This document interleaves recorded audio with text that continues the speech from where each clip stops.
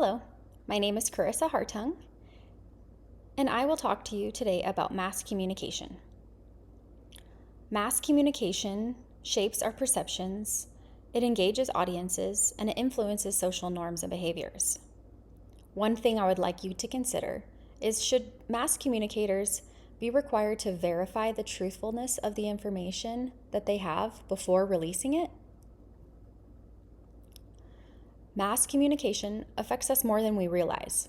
However, we must be willing participants to allow media to inject us and have its intended effect. I will share a video with you which has long been the theory which contradicts what I have just proposed. This video can be found on b2bwhiteboard.com. They are an open source provider of educational services. You can also like or subscribe to their YouTube content. Additionally, more information can be found on study.com with an article titled Magic Bullet Theory, Definition and Origins and Effects by Jude Bertler from 2023.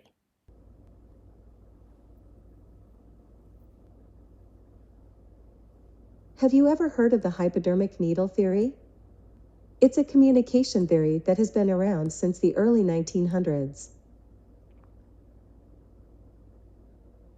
The theory suggests that media messages are like a hypodermic needle, injecting ideas directly into the audience's minds. It assumes that audiences are passive and easily influenced. While the theory has been widely criticized, it's still relevant today. Think about how social media can spread fake news and propaganda. A study by McQuail and Windall found that media messages can influence attitudes, opinions, and behaviors. It's important to be aware of the messages we consume and the impact they can have. So, next time you're watching TV or scrolling through social media, remember the hypodermic needle theory. Stay informed and think critically about the messages you're receiving.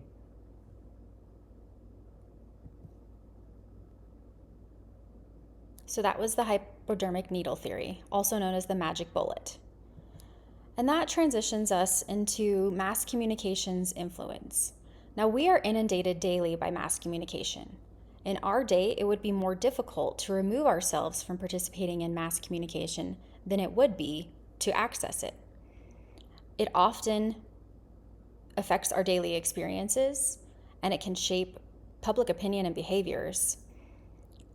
I'm thinking of those riots that happen based on things that people see in the mass media. It also can connect audiences globally, and it can influence political and cultural landscapes.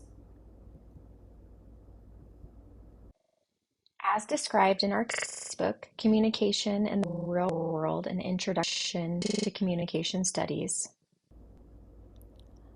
there are certain characteristics of mass communication. It is able to transcend physical boundaries and alter sensory experiences. This shapes the way that information is perceived and acted upon. Now, it does have key functions. It overcomes face-to-face limitations, reaches mass audiences. It can provide varied information and affect opinions.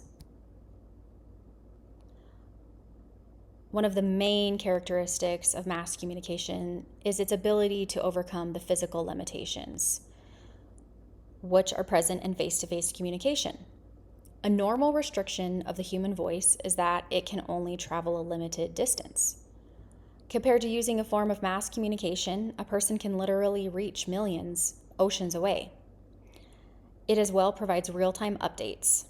I am sure we can all imagine a time when we followed a specific natural disaster very closely. I'm thinking back to the earthquake in 2023 in Turkey and Syria. I followed that daily, almost hourly.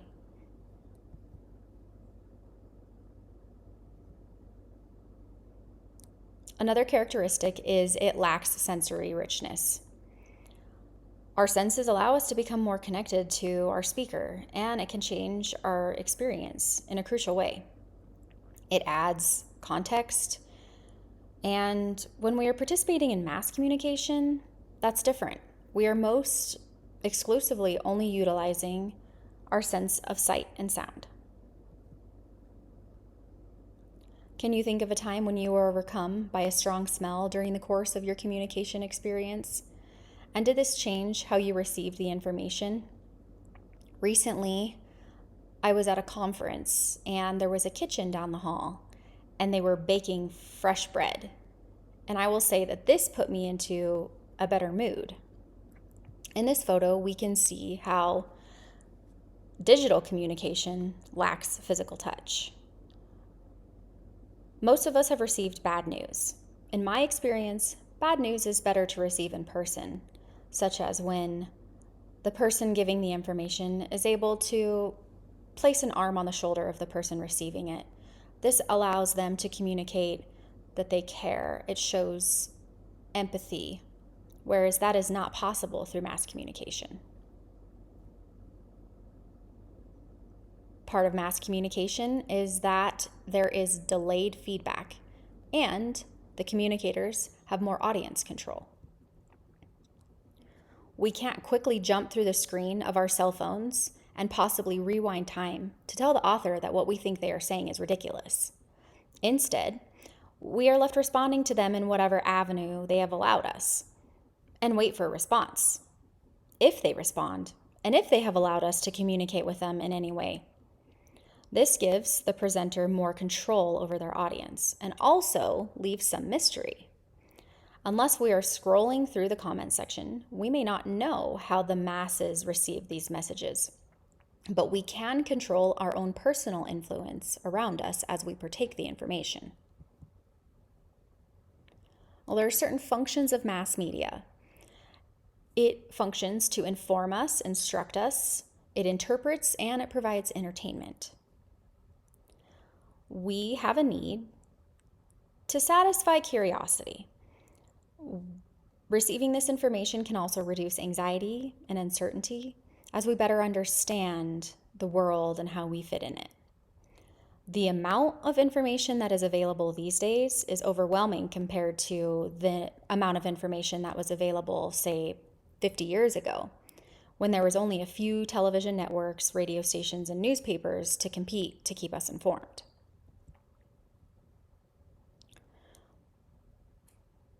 Mass communication informs us. It informs the public. We, again, have this need to satisfy our curiosity.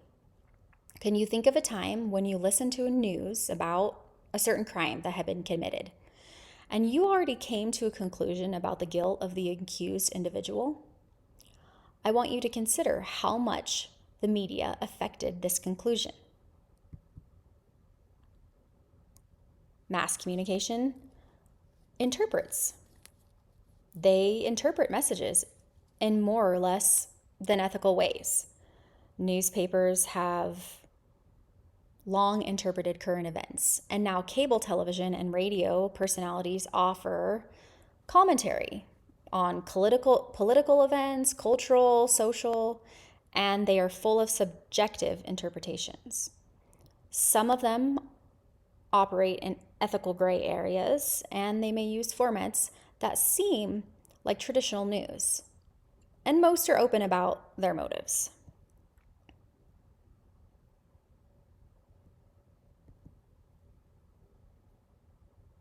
Some media outlets exist to primarily instruct us or inform, such as National Geographic Channel, Discovery Channel.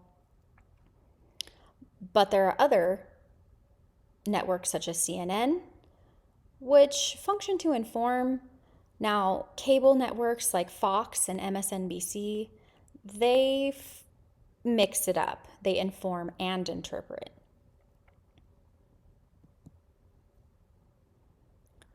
Part of mass communication allows people to be brought together, and it also can divert. Media can bring people closer, and that serves to bond them. For example, people who share common interests or values can gather to specific outlets where they can share information and also be watching a like-minded outlet. Can you think back to a time when you were watching the events of 9/11 that influenced you? When you look at this photo, does it provoke certain feelings? For me, the word united comes to mind. Does seeing this photo encourage you to participate in the Red Cross initiative? Now, what do you think this image means? There are people on the outside. There are people on the inside of the wall looking down. Now, this photo represents gatekeeping. The media serves as a gatekeeper. It is able to control our access to something, generally deemed as important to either of those on one side or the other of the gate. And they serve as the initial judge because they get to determine what they deem is worthy of information worthy for us to receive. And they get to make the decision on who receives it and exactly what they will receive. In this photo, it helps illustrate how all of the arrows are received into the shield or the gate, and only a limited amount reach the other side, which is where the general population resides. Now, one limitation that mass communication has is that they must rely on another source to allow us to access their information. Not completely unlike communication in person, whereas there can be intervening factors that can determine if a person is able to receive the information, such as a loud crying baby, or really stinky smells and we just can't focus, or if we're hungry. But mass communication specifically relies on us possessing a tangible item to read their story, or hear their story, such as a cell phone, computer, or magazine.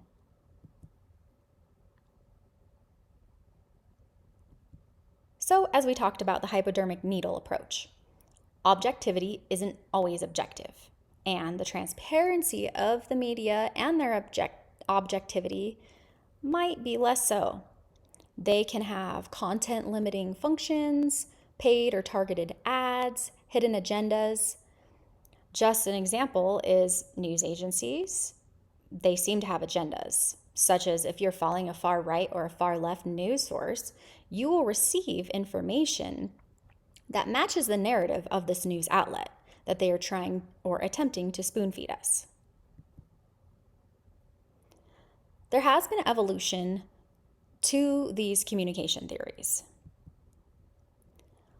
So, in the freedom of the press, in the First Amendment, this allows the media to act as our figurative eyes and ears. Newer theories incorporate more context and state that both the sender and the receiver interpret messages based on their own personal experiences. Now, mass media scholars would like to know about our agency and how we affect our own reality. If we reject or reinterpret a given message based on our own experiences, this can either give them more or less control.